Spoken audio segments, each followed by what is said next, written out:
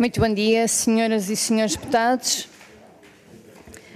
Vamos dar início à nossa reunião desta Comissão de Saúde. A primeira parte, a audição da Direção-Geral de Saúde a requerimento oral do Partido Socialista sobre o acesso à interrupção voluntária da gravidez no Serviço Nacional de Saúde. Cumprimento do Dr. André Peralta, Subdiretor-Geral da Saúde em substituição, e a enfermeira Dina Oliveira, chefe da Divisão de Saúde Sexual, Reprodutiva, Infantil e Juvenil da DGS. Mais uma vez, nesta comissão, muito bom dia, obrigada pela vossa presença.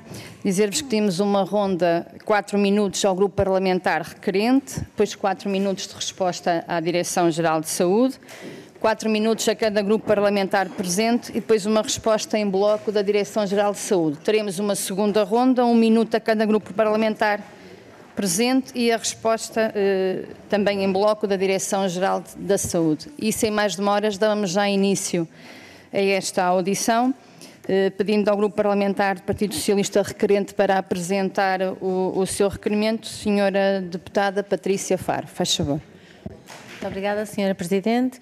Cumprimento caras e caros colegas e, obviamente, um agradecimento ao Sr. Dr. André Peralta, a Sra. Enfermeira Dina Oliveira, aqui em representação da Direção-Geral de Saúde, e agradecer, obviamente, a vossa presença e dando-nos novamente nota ou fazendo um ponto da situação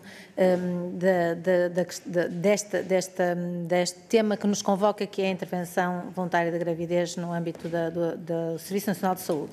Para contextualizar esta audição e, de facto, a nosso pedido do Partido Socialista, como sabem, este já é um processo que já vai longo, portanto, surgiu na sequência de várias notícias e relatos também de mulheres que davam nota que os hospitais estavam a bloquear a realização da IVG, da interrupção voluntária da gravidez, e na sequência dessas notícias vindas a público, a Inspeção-Geral das Atividades em Saúde instaurou de facto um processo de inspeção e numa primeira fase foram efetivamente ouvidas muitas entidades, nomeadamente a DGS, e que na altura nos deu nota do conhecimento que tinha da situação, iria obviamente estar alerta, esteve cá a doutora Graça Freitas, mas que não surgiu na altura necessidade de qualquer intervenção. Entretanto, nós vamos acompanhando obviamente esta situação, é uma situação que nos preocupa, inquieta, porque de facto é um direito consagrado, o direito à IVG é um direito consagrado a todas as mulheres e ao nosso grupo parlamentar, ao grupo do Partido Socialista em particular, porque se debateu para que este seja efetivamente um direito que seja cumprido e que não haja retrocessos nessa matéria. Dito isto, das recentes audições aqui realizadas em sede desta Comissão e da última audição realizada com a entidade reguladora de saúde, ficamos, não poderemos dizer descansados, mas relativamente e bem informados que a situação corre conforme previsto, ou seja, os problemas pontuais, as situações pontuais que existiram estão, no fundo, a serem sanadas e encaminhadas numa fase no bom caminho para que deixem, obviamente, de existir e não se verifiquem esses entraves. Deram-nos ainda nota que as mulheres que se dirigiam aos hospitais que tinham objetores de consciência que são encaminhadas para os privados, ou em algumas unidades, que já tive a oportunidade de ver pessoalmente, há a contratação de um médico exterior ao hospital e que se dirige a essa unidade para realizar, uma vez por semana, 2 vezes por semana, para realizar essas consultas e a respectiva IVG. De referir ainda que a atual rede de serviços do Serviço Nacional de Saúde está organizada de modo a garantir o cumprimento das condições e prazos legalmente previstos e assegurar a prestação dos cuidados de saúde e de qualidade. Também nos foi referida na última audição aqui que existiam ACES em que não se realizariam consultas prévias, mas que também eram encaminhadas para outros centros de saúde, não constituindo isso, portanto, um problema. E, neste momento, a nível daqui do grupo parlamentar, no fundo, aquilo que pretendemos é, efetivamente, saber o ponto da situação, aquilo que a Direção-Geral de Saúde nos poderá informar. Sabemos que dentro daquelas que são as vossas atribuições há alguns constrangimentos, não é? No sentido de só darem indicação através de normas clínicas, saber um bocadinho o ponto da situação e se nesse sentido estão a atuar. E neste momento é tudo, Senhora Presidente. Muito obrigada. Muito obrigada, Sra. Deputada. Para responder, o Sr. Dr. André Peralta, faz favor. Muito obrigado, Sra. Presidente. Cumprimentar as senhoras e senhores deputados. Muito obrigado, Sra. Deputada, pela exposição. Eu começaria por enquadrar exatamente aquilo que são as atribuições da Direção-Geral da Saúde, que tem como atribuição a questão do registro oficial das interrupções voluntárias da gravidez, ao abrigo do número 1 do Código Penal, do artigo 142, e para além disso, deste registro das interrupções da gravidez, disponibilizamos várias informações no site, nomeadamente a lista de estabelecimentos oficiais que podem realizar estas intervenções, informação à população, os relatórios dos registros das interrupções da gravidez. Acabamos de publicar o relatório de 2020 na última segunda-feira. E, para além disso, facilitamos alguns documentos que são úteis para depois as entidades que realizam estas intervenções, nomeadamente os consentimentos informados, que são traduzidos em 14 línguas, informações sobre o acesso à saúde sexual e reproduzida, traduzidos em 10 línguas, e informação sobre o planeamento familiar e contracepção, traduzido também em 6 línguas. Portanto, isto no âmbito das nossas intervenções.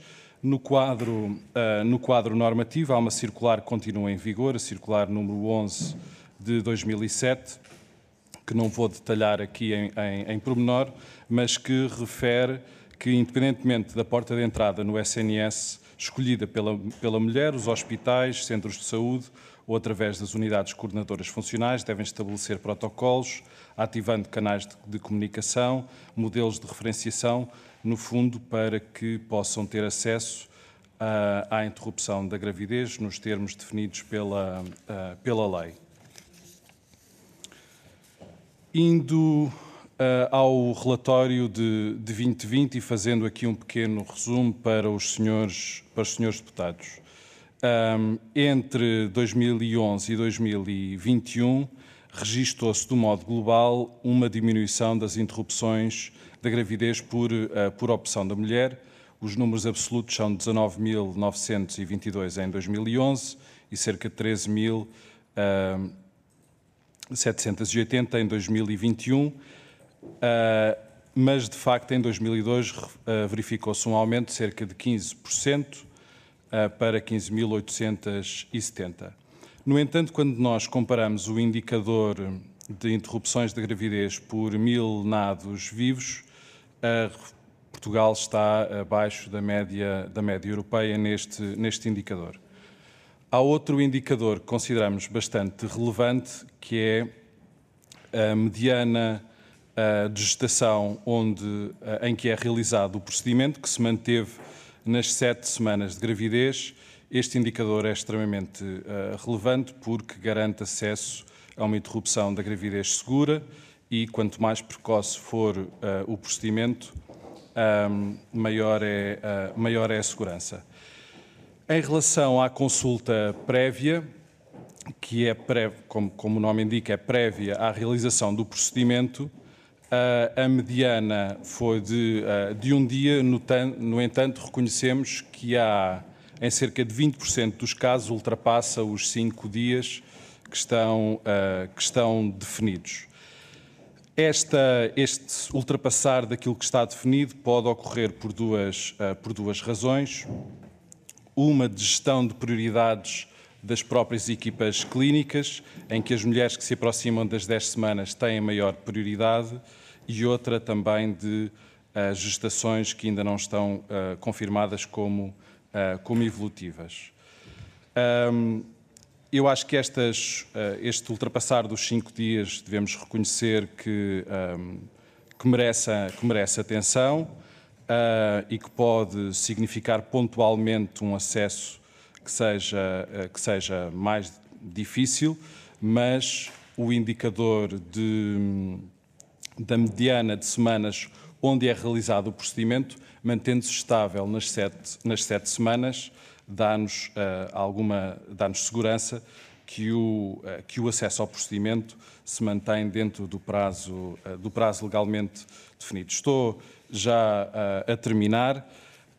Acho que é importante referir que a maioria das intervenções se mantém no SNS, cerca de 68%, e também acho que é importante referir que cerca de 95% das mulheres depois opta por um método contraceptivo após a realização da intervenção. E ficava por aqui, Sra. Muito obrigada. Muito obrigada, Sr. André Peralta. Vamos passar a palavra ao parlamentar do PST, Sra. Deputada Rosina Ribeiro. Faz favor. Obrigada, Sra. Presidente. Queria começar por cumprimentar os colegas aqui presentes e o Sr. Diretor também.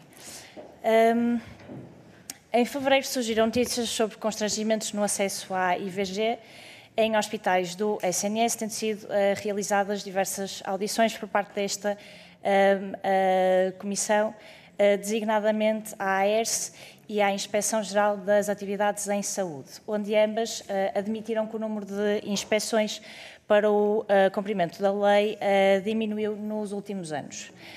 Ainda no seguimento destas informações, a responsável pelo Comitê do Aborto Seguro afirmou que o SNS não respeita a lei do acesso ao aborto e que esta situação é do conhecimento da tutela.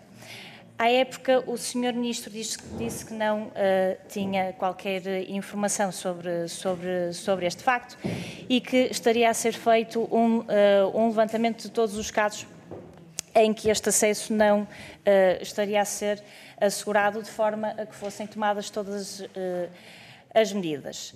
E, recentemente, a AERS divulgou um estudo em que relata várias informações que confirmam que, de facto, os hospitais do SNS violam o acesso a esta lei e que esta situação encontra-se pior, sendo que, inclusivamente, em 2022 ultrapassou 20% do prazo legal de 5 dias entre o pedido que é feito pela utente e a marcação da consulta médica.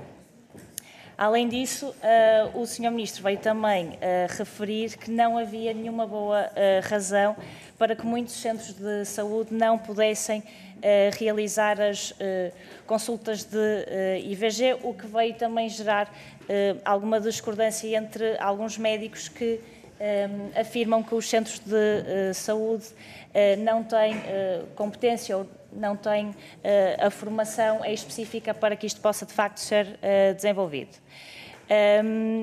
E dessa forma, eu questiono-lhe se considera que é grave que o acesso à IVG não esteja a ser assegurado, se, sendo verdade que atualmente, passado os 16 anos da sua aprovação, um relatório da AERS conclui que 5 hospitais não realizam IVG e que destes 2 não asseguram o encaminhamento das mulheres para que tenham uma resposta atempada, de que forma é que avalia este incumprimento da lei e como é que considera que esta situação pode ser ultrapassada? E, por fim, também queria questionar se a DGS entende que, tal como o Sr. Ministro, devem ser os centros de saúde a fazer as consultas de IVG ou se, por outro lado, considera que esta decisão não deve passar pelos cuidados primários, tal como é defendido pela classe médica. Obrigada. Muito obrigada, Sra. Deputada. Vou passar a palavra ao parlamentar do Chega, Sra. Deputada Rita Matias.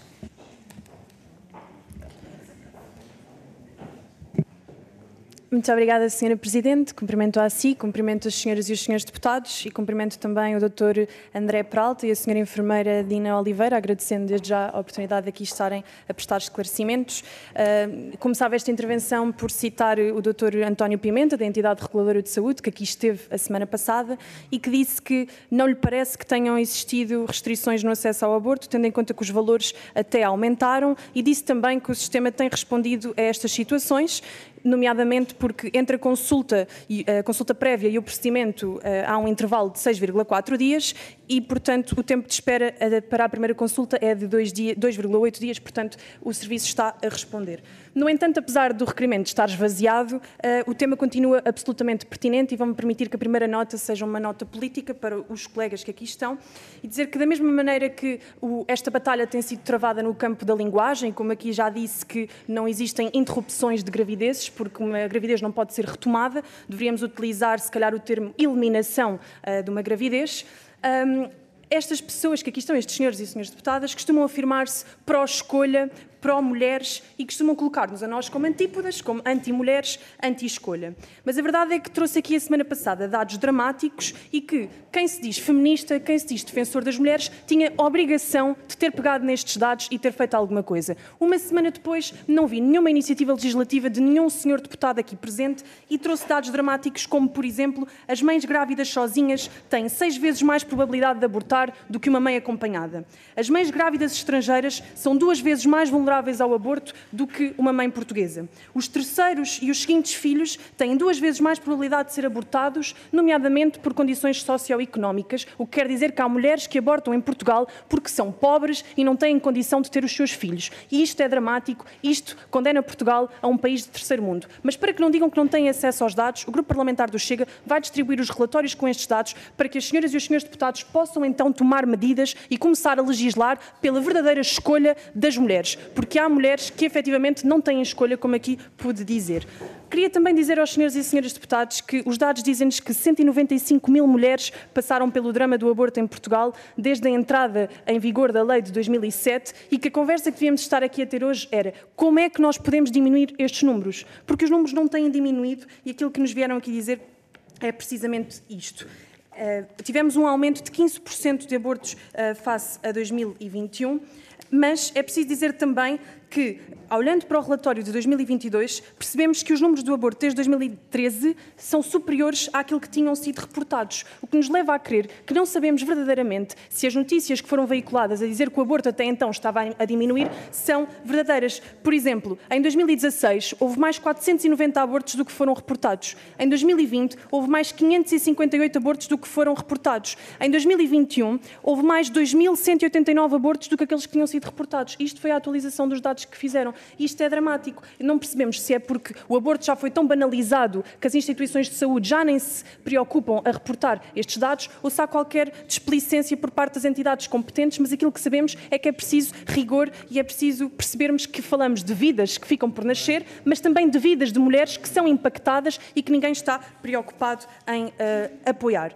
Disse aqui também na audição anterior que 30% dos abortos legais por opção da mulher são repetições. Mas é preciso dizer que de 2019 a 2021 não temos dados. Bem sabemos que é a opção da mulher declarar se é uma repetição ou não, mas é preciso reforçarmos que os dados de 2022 nos dizem que 3.204 abortos foram o segundo aborto que a mulher realizou. 1.312, aliás, foram o terceiro ou o quarto aborto que a mulher realizou. E, portanto, eu pergunto, como é que é possível termos uma taxa de repetição tão elevada de 30%? E esta questão que suscita, que o meu espírito tem, não é uma questão meramente minha, é que também o Dr. António Pimenta, da Entidade Reguladora de Saúde, disse que não compreendia, vou mesmo terminar, que não compreendia estes dados. E para citá-lo, disse: nunca houve tanto acesso à informação como há hoje. Nunca houve tanto acesso a meios contraceptivos distribuídos gratuitamente, preservativos, DIUs, nos centros de saúde. E depois, como é que ainda temos tantas preocupações com os jovens e quando os jovens chegam aos centros de saúde? Mas isto parece-me que não é um problema português. Vi num jornal espanhol ou francês que as doenças sexualmente transmissíveis estão a aumentar na Europa. Há qualquer coisa que, no meio de tanta informação, não está a funcionar. É que hoje as mães já vão às consultas com as filhas para receberem contracepção oral. E, portanto, tendo em conta que o aborto aumentou 15% no último ano e que as notícias... É mesmo terminar, DGS, vou mesmo terminar. A DGS diz que isto está em linha com a tendência dos outros paíes na União Europeia, a pergunta que eu deixo é: quando é que nós, decisores políticos e entidades competentes, vamos pensar em que é que temos estado a falhar, porque não era suposto o aborto e o número de mortes de crianças no ventre da mãe continuarem a aumentar? Obrigada. Muito obrigada, Sra. Deputada. Vou passar a palavra ao grupo parlamentar do PCP, Sr. Deputado João Dias. Muito obrigado, Sra. Presidente. Bem, antes de mais, o PCP quer dizer que o problema não é um problema de lei, a lei existe, tem que ser cumprida. E aquilo que nós entendemos é que esta lei é uma lei que respeita a vida, protege também a saúde da mulher, e eu gostaria de recordar que quando estávamos numa situação de aborto clandestino, nós tínhamos dados de aproximadamente 100 mil mulheres a fazer abortos clandestinos, portanto, com tudo o que isso representaria em termos da segurança e da perda de vidas humanas que isso significava, passámos para valores muito residuais de interrupções voluntárias da gravidez, na ordem dos 2022, 15 mil, das 11 mil a 15 mil. Portanto, aquilo que nós temos que defender é uma maternidade como um ato livre, consciente e responsável. E é isto que nos devemos todos convocar, para que as nossas instituições, nomeadamente as instituições de saúde do SNS, tenham todas as condições para que este ato livre, consciente e responsável da mulher possa ser concretizado, o direito à maternidade. Por isso, estas questões que têm sido conhecidas, nomeadamente quando o Sr. Dr. André Peralta, e peço desculpa por não os ter cumprimentado inicialmente, mas eu até nem estava à espera de me ser passada logo a palavra, eu quero cumprimentar quer o Dr. André Peralta, quer a enfermeira Dina Oliveira. Quando o Dr. André Peralta se referiu às atribuições da DGS, dos registros oficiais, a primeira questão que coloco é que registros têm daqueles hospitais que não praticam, se há hospitais tendo em consideração a população que têm sobre a sua área de influência, como é que é, não havendo registros, o que é que isso significa em termos de leitura perante o acompanhamento que deve ser feito, nomeadamente se esse hospital está ou não a proceder a um encaminhamento e, nomeadamente, a uma rede de referenciação para criar as condições, ainda que não tenha condições para o fazer neste hospital, mas que possa encaminhar a mulher para uma consulta de interrupção voluntária da gravidez. Uma outra preocupação, e veio a público há poucos dias o relatório da DGS e esta análise do registro de interrupção da gravidez de 2022, há aqui uma preocupação que nós temos, e o Sr. Doutor também falou. No SNS, o procedimento são 98,9% medicamentosos. No privado, são 95,3% cirúrgicos. Sendo certo que no SNS são feitos 68%, ou seja, já está-se a aumentar os procedimentos no privado, com a agravante com toda a complexidade invasiva que tem o procedimento cirúrgico. Portanto, da DGS, por parte da DGS, com as suas competências, que avaliação faz, como é que é possível, com os mesmos conhecimentos técnico-científicos, no público o procedimento é medicamentoso em quase 100%, no privado, qual é a razão a que leva a que no privado sejam feitos procedimentos praticamente todos eles cirúrgicos? Depois, um outro problema que tem a ver com o encaminhamento. Quando falamos de encaminhamento, Sra. Doutora e Sra. Enfermeira, o encaminhamento dos cuidados de saúde primários, ou seja, o encaminhamento para os privados é maioritariamente dos cuidados de saúde primários. Hoje também já começamos a ver aumento do encaminhamento dos cuidados hospitalares para os privados. E aqui leva-nos a esta questão, que já foi avançada pelo Governo, de também o SNS poder ser uma resposta. Nós não temos nada a opor relativamente a isso, mas a questão que fazemos é, se nós identificamos as dificuldades por que passa o Serviço Nacional de Saúde, nomeadamente nos cuidados de saúde primários, no acesso ao médico de família, com milhões de utentes sem médico de família, como é que nós podemos ter ali uma resposta que nos permita garantir este direito tão fundamental como é nos cuidados de saúde primários o direito à interrupção voluntária da gravidez. E, portanto, a situação, para terminar, Sra. Presidente, que coloca é esta. Em termos técnicos compreendemos, mas como é que nós podemos olhar para esta opção dos cuidados de saúde primários, uma vez que são maioritariamente eles que encaminham para o privado, com todos os resultados que nós temos dos procedimentos no privado. Muito obrigado. Muito obrigada, Sr. Deputado. Vou passar a palavra ao Grupo Parlamentar do Bloco de Esquerda, a Sra. Deputada Isabel Pires. Faz favor. Obrigada, Sra. Presidente. Cumprimentar a DGS, o Dr. André Peralta. Nós já a semana passada, creio eu, tivemos aqui em audição a entidade reguladora da saúde, que nos deu nota relativamente ao último estudo que foi feito e aos dados que surgiram relativamente ao acesso, às condições de acesso, aos números e às taxas que existiam relativamente à IVG. Eu acho que é importante dar nota, tal como também aqui referiu, relativamente ao posicionamento de Portugal relativamente até à média europeia deste tipo de procedimento, com a ressalva absolutamente fundamental de que a IVG, o aborto, é neste país legal por muita luta que foi feita depois de muitas mulheres que foram mortas e que morreram e outras que foram julgadas no nosso país e, portanto, é importante deixar a nota de que foi um avanço muito importante e os dados demonstram que cientificamente e do ponto de vista da saúde pública foi de facto um avanço muito grande, nomeadamente para as mulheres.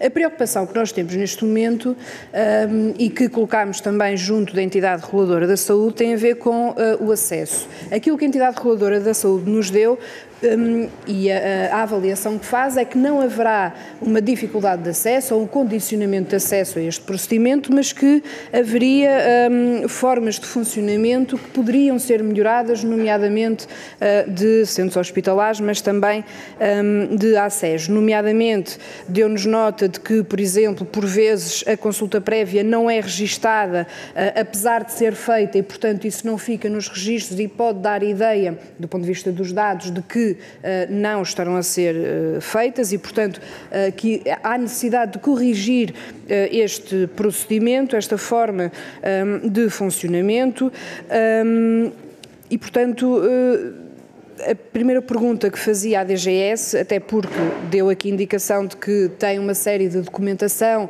que é dada, nomeadamente aos locais onde este procedimento é feito, se, até em articulação com a própria entidade reguladora de saúde, se está a ser equacionada esta ideia de que os procedimentos deveriam ser alterados, nomeadamente nesta questão dos registros, nomeadamente a consulta prévia. Relativamente à questão dos objetores de consciência, foi uma matéria também aqui falada. Digo o mesmo que disse na altura, creio que é óbvio e concordamos com a RS de que não deve existir uma lista relativamente a estes profissionais, isso não faz sentido e deu nota também de que a análise da análise dos números não parece haver uma relação entre o número de objetores de consciência e os locais onde eles estão com a falta de acesso. Mas há uma pergunta que para nós é muito evidente. Se nós tivermos, por exemplo, um centro hospitalar e respectivos centros de saúde naquela zona, onde todos os médicos sejam objetores de consciência, isto na prática acaba por configurar uma dificuldade ou um entrave de acesso se aquela mulher, por exemplo, não tiver meios de se deslocar a um distrito vizinho ou a mais quilómetros do que apenas um distrito. E, portanto, como é que acham, como é que a DGS olha para esta matéria e de que forma é que, de facto, nós conseguimos fazer com que um direito que é dos profissionais, obviamente, não se torne ele próprio uma dificuldade de acesso de mulheres e falo, nomeadamente, creio que todos percebemos que, por exemplo, no interior do país isto tem uma realidade agravada, até pelas distâncias e pela dificuldade de mobilidade que existe entre distritos ou até entre concelhos. Portanto, gostava de colocar estas duas questões e se, no geral, e considerando até a informação que deu aqui de que a maioria das intervenções são feitas neste momento no SNS, sabemos também, ouvimos a RS sobre isso, por via medicamentosa, e se consideram que existe, de alguma forma, dos dados que têm, algum excesso de envio, para terminar, Sr. Presidente, para o privado, quando não existe essa necessidade.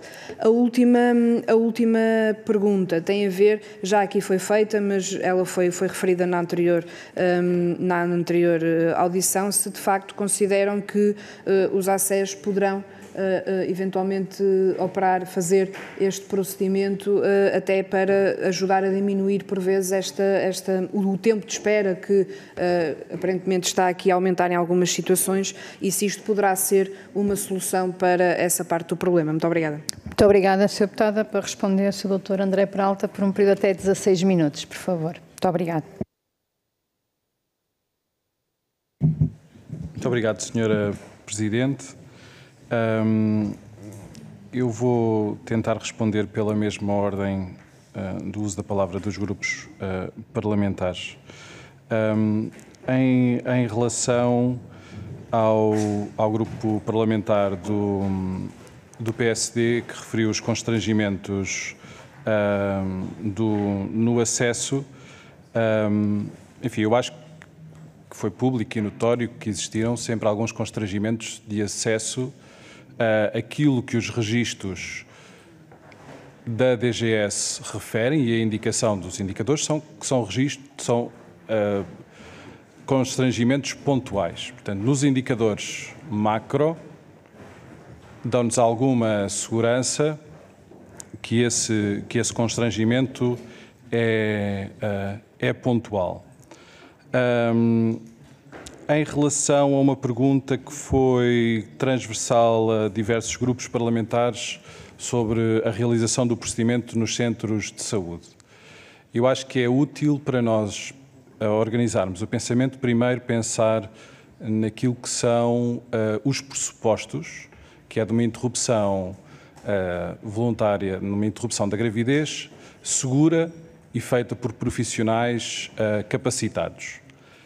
Se a organização do sistema de saúde, em especial do SNS, conseguir assegurar que os centros de saúde têm os meios tecnológicos, nomeadamente ecógrafos, e os profissionais capacitados para realizar esse procedimento nos centros de saúde, enfim, da parte da Direção-Geral da Saúde, não há nada que obste à realização desse procedimento nos centros de saúde. Aquilo que temos que assegurar é que o procedimento é feito em segurança, de acordo com a Legis Artis, não é? De acordo com os melhores procedimentos e por profissionais capacitados. Ainda sobre este tema, eu acho que é útil, com a atual reorganização do SNS que estamos a observar e com a transformação em unidades locais de saúde, perceber até que ponto é que esta articulação entre cuidados de saúde primários e hospitais pode ficar fortalecida e que o encaminhamento dos cuidados de saúde primários para os hospitais, onde habitualmente estão os profissionais capacitados para realizar estes procedimentos, possa ser facilitado e que este funcionamento em rede possa ser melhorado. Portanto, em relação aos centros de saúde, acho que é isto o fundamental. Em relação à avaliação global da lei e do cumprimento da lei, acho que remeto para aquilo que disse inicialmente, aquilo que são os indicadores macro a que a DGS tem acesso, dá-nos alguma segurança com este indicador que eu referi da semana onde é feita a interrupção da gravidez, que não temos problemas de acesso globais e aquilo que foram as tendências das interrupções voluntárias da gravidez até ao ano passado seguiram uma tendência decrescente, o que acho que também é um aspecto positivo. Em relação à senhora deputada do Chega, alguns esclarecimentos em relação ao sistema de informação. A Direção-Geral da Saúde tem um dever de transparência e leva muito a sério todas a sua missão e as suas competências que estão definidas na lei. Aquilo que é o nosso dever de transparência remete-nos a que anualmente nós prestamos contas naquilo que é o sistema de informação relacionado com as interrupções da gravidez. E fazemos-lo sempre com transparência, publicando os números e os relatórios. Todos os sistemas de informação têm insuficiências. Aquilo que nós achamos é que este sistema de informação permite uma avaliação robusta daquilo que são os dados de interrupção da gravidez e tem-se mantido estável ao longo dos anos. E isso é uma grande vantagem. Permite-nos avaliar com muita segurança técnica aquilo que são as tendências dos números das interrupções de gravidez. Nós fazemos, para assegurar que o sistema é ainda mais robusto, fazemos alguma pedagogia com os hospitais, ressalvando sempre no final do ano, início do próximo ano, para que tenham atenção aos registros e para que os submetam na plataforma. Portanto, o nosso compromisso é sempre de dados robustos e de transparência. Em relação à sua pergunta sobre desigualdades, enfim, eu remeto no global sobre desigualdades sociais e interrupções da gravidez, é um facto que as franjas da sociedade mais privadas de meios materiais e meios de educação têm habitualmente índices de interrupção de gravidez maiores. É assim em Portugal, é assim em toda a Europa. Acho que é aquilo que é o nosso desígnio enquanto entidade técnica, é assegurar que todos os que vivem em Portugal têm acesso acesso à interrupção da gravidez, se assim for a sua opção, de uma forma segura, e promover aquilo que é a educação, o aumento da literacia, para que cada um possa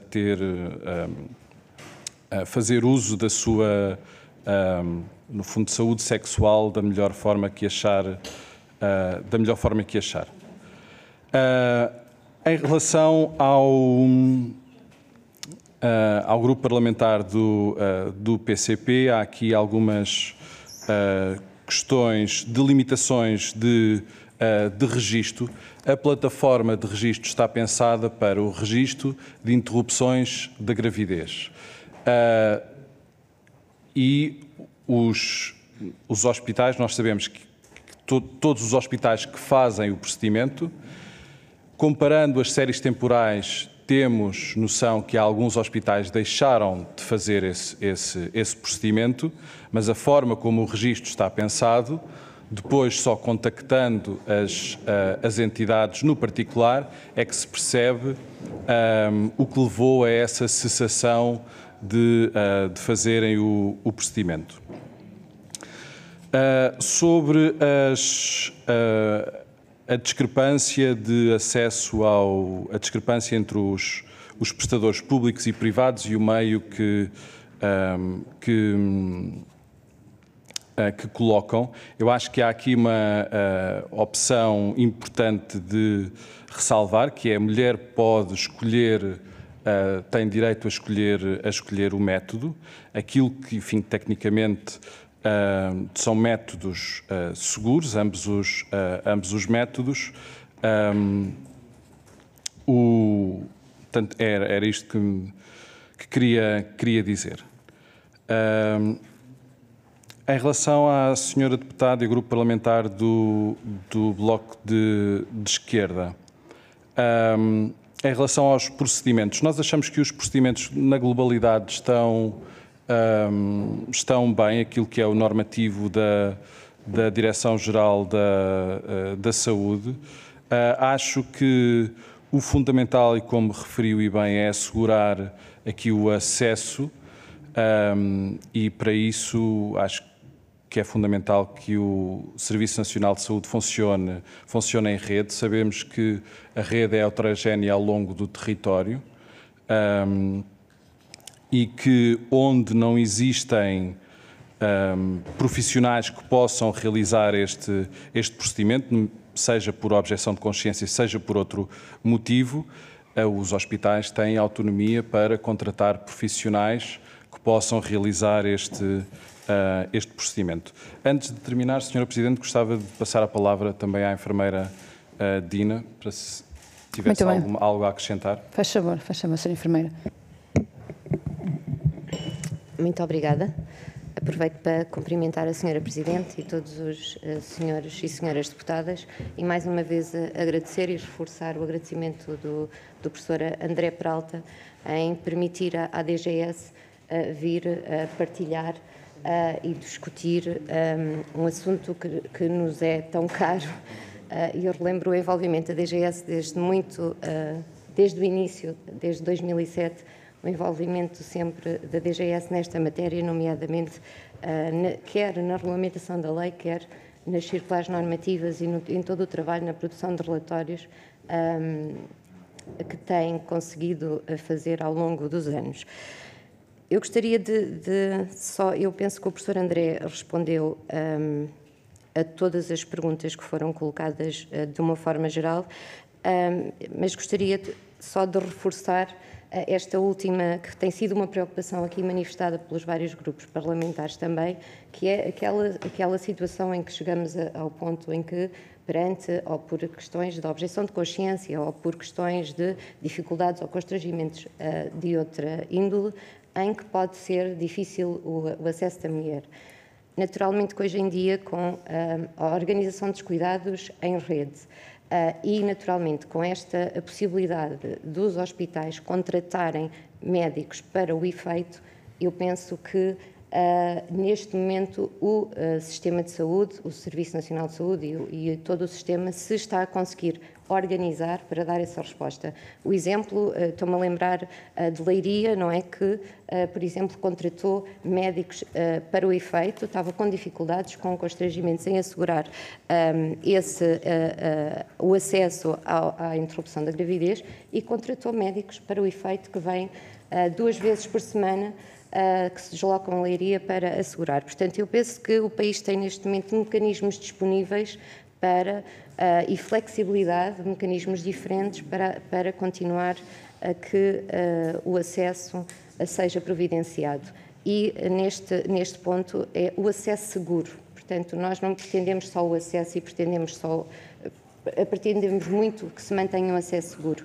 E este indicador das 7 semanas, reforço que o professor André Peralta referiu desde o início, este grande indicador do acesso à interrupção da gravidez de uma forma segura, que é o indicador das 7 semanas, deixa-nos aqui alguma tranquilidade. Naturalmente que a DGS faz também um trabalho muito através dos seus interlocutores, dos interlocutores que são identificados pelas instituições, faz um trabalho muito de perto e continuado ao longo do ano e reunimos anualmente com os interlocutores e com todos os profissionais que estão envolvidos na interrupção da gravidez e vamos seguindo os constrangimentos e possíveis soluções e vamos discutindo-as com quem está no terreno e com quem identifica realmente esses constrangimentos. Naturalmente que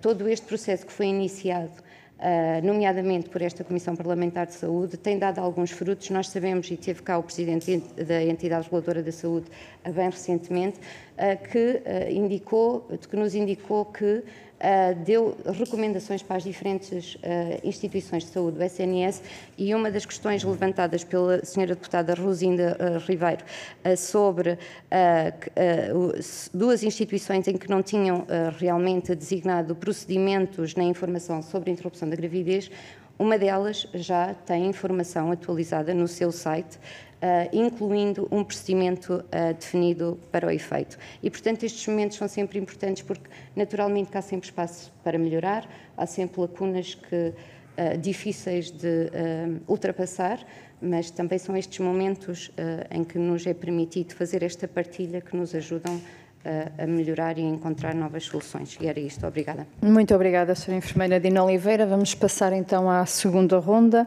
1 minuto a cada grupo parlamentar. Eu vou passar a palavra ao grupo parlamentar do Partido Socialista, a Sra. Deputada Patrícia Faro. Muito obrigada, Sr. Presidente. Cumprimento novamente todos os caras e caros colegas e agradecer neste 1 minuto que nos resta uma vez mais a vossa colaboração, ao Sr. Dr. André Peralta e à enfermeira Dina Oliveira, e pela clareza e trabalho da excelência que desenvolvem. Portanto, eu acho que relativamente ao Grupo Parlamentar do Partido Socialista, só veio reiterar todas aquelas que foram as informações que nos foram sendo passadas através das diversas audições e das diversas entidades e que comprova que, de facto, existiram esses constrangimentos, mas que estamos no caminho certo para que cessem e, portanto, a forma com que hoje nos voltaram a clarear todas estas questões, eu acho que foi muito elucidativa e, pela nossa parte, só temos que agradecer uma vez mais a vossa colaboração e desejar a continuação de um bom trabalho. Muito obrigada.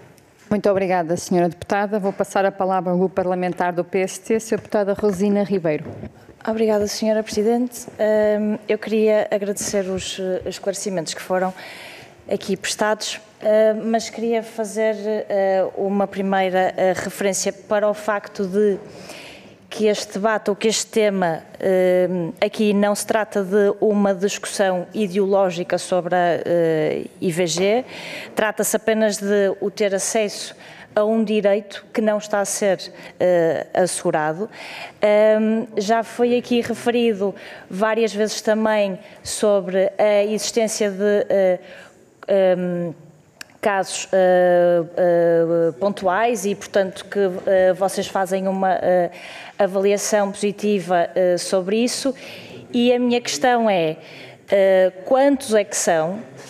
E referir também que, a partir de uma altura em que é um direito que não está a ser assegurado, basta um caso para que nós tenhamos que ter atenção. E, portanto, era tudo. Obrigada. Muito obrigada, Sra. Deputada. Vou passar a palavra ao Grupo Parlamentar do Chega, Sra. Deputada Rita Matias. Faz favor. Muito obrigada, Sra. Presidente. Senhores deputados, dizer que parece que houve um problema na transmissão enquanto o Grupo Parlamentar do Chega estava a fazer a sua intervenção, então permitam-me só dizer, para quem nos assiste lá em casa, que aquilo que o Chega aqui quis trazer foi que ainda a semana passada confrontámos aqueles que se dizem como pró-escolha, pró-mulheres e que nos colocam a nós como anti-mulheres. Nós confrontámos-los com algumas informações como as mães grávidas sozinhas têm 6 vezes mais probabilidade de abortar, as mães grávidas estrangeiras são 2 vezes mais vulneráveis ao aborto, os terceiros e quartos filhos têm 2 vezes mais probabilidades de ser abortados e que pobreza, infelizmente, ainda é sinónimo de maior prevalência de aborto, porque efetivamente as mulheres pobres têm mais predisposição para isso, porque não têm condições, e isto leva-nos a sermos um país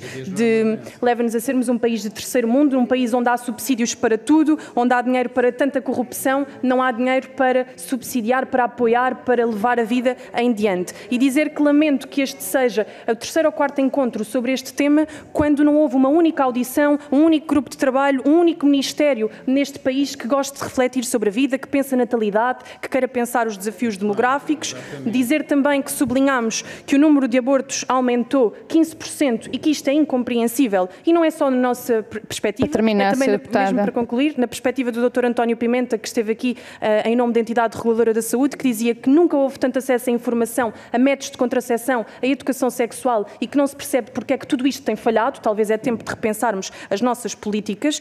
Importa dizer também que 30% dos abortos são repetições, as mulheres têm recorrido, 30% têm recorrido a 2ª, a 3ª ou a 4ª vez a este método de morte. Houve mais de 195 mulheres que foram vítimas, porque uma mulher que passa por este procedimento é vítima. E para concluir com uma pergunta, 195 mil mulheres, peço desculpa, e para concluir com uma pergunta dirigida à DGS, gostava de perguntar porque é que deixaram de existir relatórios de análise de complicações associadas à interrupção de gravidez. Gostava de saber quantas mulheres é que sofrem depois deste procedimento com complicações, nomeadamente ao nível da fertilidade, tem mesmo terminar, Sra. Deputada. Mesmo para concluir, e no fim gostava de deixar uma recomendação. É que no site da DGS apenas é disponibilizado o link da APF, da Associação de Planeamento Familiar, que é uma associação que promove o aborto, que não tem qualquer tipo de movimento para apoio à grávida, e por que não existirem outras associações que se predispõem a apoiar as mulheres estrangeiras, as mulheres pobres, nomeadamente a Federação Portuguesa pela Vida, o apoio à vida,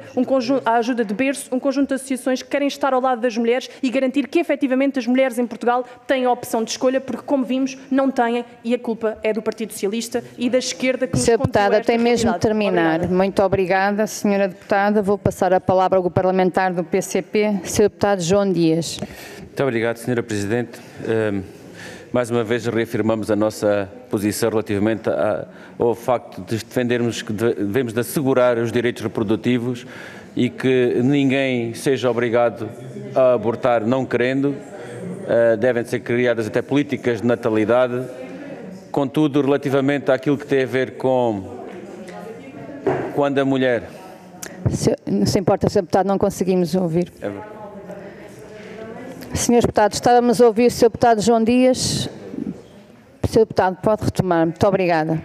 Quando a mulher veja que é necessário interromper a gravidez, que sejam criadas todas as condições de segurança e de assistência clínica que o permitam fazer. E é nesse sentido que a DGS tem aqui um papel importante e, nesse sentido, gostaria só de fazer aqui duas questões. Uma delas tem a ver com é ou não possível simplificar a interrupção voluntária da gravidez, ou seja, criarmos neste momento todo o procedimento em termos de consulta presencial. É possível que a interrupção voluntária da gravidez seja feita sem recurso a uma consulta presencial, tendo, como nós todos temos conhecimento, dos recursos que atualmente existem para podermos avançar para outros tipos de consulta. E depois tem a ver também uma última questão, tem a ver com o acompanhamento. Naturalmente que após a interrupção voluntária da gravidez, e nós identificamos a interrupção voluntária da gravidez como uma área de cuidados que é muito vulnerável quando temos problemas na resposta do Serviço Nacional de Saúde, e por isso mesmo o acompanhamento após uma interrupção voluntária da gravidez é algo que também nos preocupa, e de que forma ou que registros temos nós de que esse acompanhamento é efetivo e com que recursos profissionais é que o fazem. Muito obrigado. Muito obrigada, Sr. Deputado. Tem a palavra o Grupo Parlamentar Bloco de Esquerda, Sra. Deputada Isabel Pires. Obrigada, Sra. Presidente. Há relativamente pouco tempo, a Presidente do Comitê para o Aborto Seguro da Federação Internacional de Ginecologia e Obstetrícia, que também é obstetra no Hospital da Universidade de Coimbra, indicava que aquilo a que assistimos todos os dias é um desgaste das mulheres que percorreram muitos locais antes de cá chegarem, cá a consulta de interrupção voluntária da gravidez, e o tempo que perderam não fica, na verdade, registado em lado nenhum, até porque muitas vezes nem sabem quantos dias levaram a conseguir a consulta. Isto vai mais ou menos em linha com, na verdade, as conclusões de parte dos dados que a própria DGS apresenta no seu relatório. E apesar das respostas que já deu sobre, por exemplo, nos centros de saúde, se assegurar as condições técnicas e profissionais, poderá ser uma possibilidade, eventualmente perceber até que ponto as OLS podem ajudar à articulação e facilitação de acesso. Enfim, não vamos entrar na discussão sobre as OLS, temos muitas dúvidas sobre esse modelo, mas de facto parece-nos que não é suficiente olhar para estas duas matérias e, portanto, eu volto a perguntar, por exemplo, temos alguns exemplos que têm sido dados, o Hospital da Guarda, o Hospital de Santarém, nomeadamente Guarda, que é uma região do interior onde há dificuldade de mobilidade por parte das pessoas. Nós, na verdade, na prática, estamos a impedir mulheres que precisem, que queiram aceder a este direito que é seu, de o fazerem. E aquilo que nos parece é que até podemos dizer que são casos pontuais e que estão muito limitados no território. Não me interessa. Poderia ser apenas uma mulher que pudesse passar por esta dificuldade. Nós estamos a falar de um direito. E, portanto, de que forma é que consideram que estas dificuldades que são reais podem ser ultrapassadas, até porque vários médicos, vários obstetras dão indicação, e ginecologistas, de que esta dificuldade existe, nomeadamente em regiões do interior, onde, havendo tantas outras vulnerabilidades, não se pode aceitar que esta também possa existir, porque não há um único médico que possa fazer este procedimento. Obrigada. Muito obrigada, Sra. Deputada. Vou passar a palavra ao Dr. André Peralta para a resposta em bloco, até 5 minutos, por favor. Muito obrigada. Muito obrigado, Sra. Presidente. Se me permitirem, eu vou também responder em bloco. Há aqui algumas questões que são transversais. Em relação à questão dos direitos, é verdade que basta um caso para nos preocupar. Daquilo que são as competências da Direção-Geral da Saúde e a maneira como nós conseguimos observar este fenómeno através dos registros, nós conseguimos ter tendências, como já referi, tendências dos indicadores macro. Nós não conseguimos ir ao detalhe do caso que possa ter tido uma dificuldade pontual na marcação de uma consulta. Aquilo que temos feito, e que já foi referido também pela enfermeira Dina Oliveira, no âmbito das nossas atribuições, é este trabalho com as instituições de saúde para conseguirmos ter uma melhor percepção complementar aos registros de eventuais dificuldades de acesso e de providenciar apoio da Direção-Geral da Saúde e informação aos prestadores. Em relação a uma pergunta das complicações do procedimento, atualmente esse processo chega-nos em papel, é um desígnio nosso desmaterializar esse processo, mas são poucos os casos que nos chegam dessa forma. Em relação à pergunta sobre simplificação e sobre uma reflexão sobre os atuais requisitos, é algo que temos feito alguma reflexão sobre a matéria. Naquilo que são as nossas competências técnicas, acho que há aqui a destacar dois temas. Um sobre o período de reflexão, aquilo que são as orientações e a evidência da Organização Mundial de Saúde não aponta para a utilidade deste período de reflexão. E o segundo ponto, em relação à necessidade de datação ecográfica por 2 médicos, pensamos que há também aqui possibilidade de simplificação do processo. E ficaria por aqui, enfermeira Dina, Senhora Presidente, se me permitir. Faz favor, faz favor. Muito obrigada mais uma vez e muito obrigada pelas questões complementares dos senhores e das senhoras deputadas. Assegurar os direitos em saúde sexual e reprodutiva implica, naturalmente, respeitar a opção da pessoa. E a opção da pessoa em escolher aquilo que a pessoa acha que naquele momento e naquelas circunstâncias é a melhor decisão para a sua vida.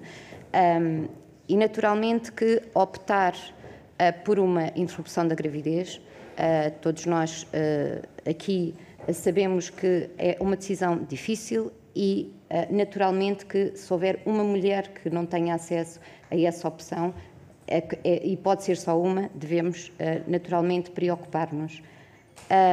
Também sabemos que a contracepção e como referiu a senhora deputada, a doutora Rosinda Ribeiro, é cada vez mais facilitada.